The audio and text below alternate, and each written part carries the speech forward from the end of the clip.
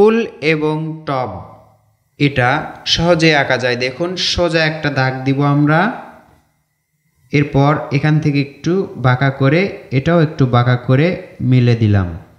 এবার প্রথমে আমরা টবই আঁকাচ্ছি, একটু গোল করার চেষ্টা করতে হবে, গোল যত সুন্দর হবে টবটাও সুন্দর লাগবে। এভাবে সোজা করে মিলে দিলাম, নিচের অংশে একই রকম করেই।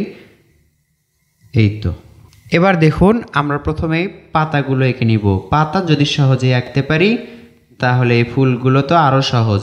দেখুন, শিখুন, অন্য কেউ শেখান। পাতাগুলো আমরা এঁকে নিলাম। এরপর কি করব, এখানে ইউ আঁকলাম, এদিকে একটা দাগ, এদিকে একটা দাগ, মাঝে। এই তো একটি ফুল আঁকা কিন্তু শেষ হলো। এবার একটি গোল করে এইভাবে 5টি পাপড়ি আঁকলেই সুন্দর আরও একটা ফুল আঁকা হলো, 2টা ফুল। এবং এখানে দেখুন চ্যাপ্টা আকৃতির গোল করলাম, এরপর মাঝে একটি লম্বা গোল, 2 পাশে 2টা সুন্দর আরও একটি ফুল হলো। এখান থেকে ডালগুলো এই পাতার মাঝে মিলে দিতে হবে।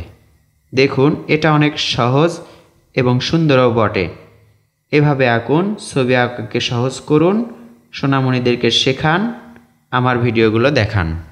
এই টবের মাঝে যদি গোল গোল করি এটাই কিন্তু সবচেয়ে সুন্দর লাগবে। এই ডিজাইনটি কিন্তু দারুণ লাগে, সহজ হয় অনেক।